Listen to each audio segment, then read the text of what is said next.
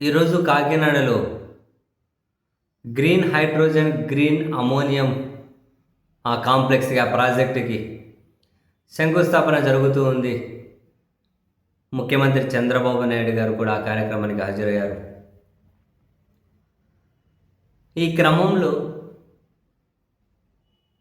దీన్ని స్వాగతించుకుంటూ జయప్రకాష్ నారాయణ గారు, లోక్సత్తా నేత, ఒక ట్వీట్ చేశారు. వికసిత్ భారత్లో లక్ష్యం ఇది, మంచి ప్రాజెక్టు, దీన్ని రావడానికి స్వాగతించాలి, ఇటువంటి ప్రాజెక్టులు మరికొన్ని రావాలని స్వాగతించారు. మంచిదే, సంతోషం.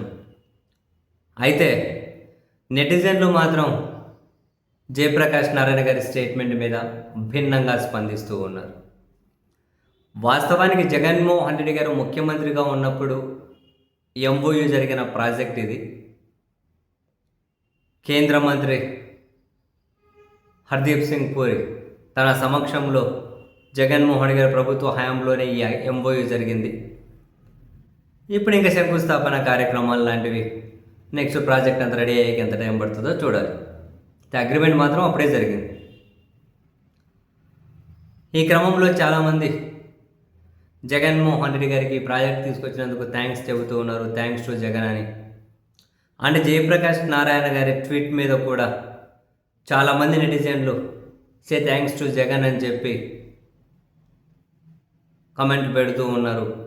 అండ్ ఇంట్రెస్టింగ్గా థ్యాంక్స్ టు జగన్ అని చెప్పి అంటూనే, సరే జయప్రకాష్ నారాయణ గారు చాలా రోజులకు మళ్ళీ ఒక రాష్ట్ర సబ్జెక్ట్ మీదకి వచ్చారు.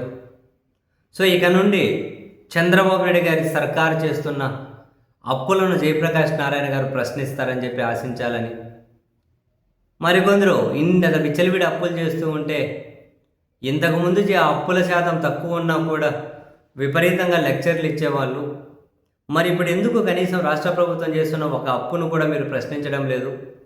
ఇది తప్పు అని ఎందుకు చెప్పడం లేదు? రాష్ట్రం ఇబ్బందుల్లో పడుతుంది అని చెప్పి ఎందుకు చెప్పడం లేదు? ఈ ప్రభుత్వం అప్పులు చేయడం తప్పు అని జనాలకు ఎందుకు చెప్పడం లేదు అని చాలామంది జయప్రకాష్ నారాయణ గారిని విమర్శలు చేస్తూ కనిపిస్తూ ఉన్నారు. ప్రభుత్వాలు విపరీతంగా హామీలు ఇచ్చి అవి కనీసం అమలు కూడా చేయకుండా కొన్ని ప్రజలను మోసం చేసినట్లు కదా. మరి ప్రభుత్వ ప్రజా వ్యతిరేక విధానాలను ఎక్కడా కూడా ప్రశ్నించుకొని ఎక్కడ మాయమైపోయారు? కనీసం ఇక్కడి నుంచి అయినా యాక్టివ్ అయి ప్రభుత్వం చేస్తున్న అప్పులు, ప్రజా వ్యతిరేక విధానాలను మీరు ప్రశ్నించాలి అని చెప్పి చాలామంది జయప్రకాష్ నారాయణ గారికి అయితే సూచిస్తూ ఉన్నారు. ఈ ప్రాజెక్టు తీసుకొచ్చిన జగన్కి థ్యాంక్స్ చెబుతూనే జయప్రకాష్ నారాయణ గారిని అయితే దాదాపు 99% అన్ని విమర్శలే కనిపిస్తూ ఉన్నాయి తన ట్వీట్కి రిప్లైలుగా కూడా. నిజంగానే ఆశ్చర్యం. జయప్రకాష్ నారాయణ గారు అప్పుల గురించి, అప్పులు కట్టాల్సిన వడ్డీల గురించి, ప్రభుత్వాలు చేసే ప్రజా వ్యతిరేక విధానాల గురించి చాలాసార్లు చాలా పెద్ద లెక్చర్లు ఇస్తూ ఉండేవాళ్ళు.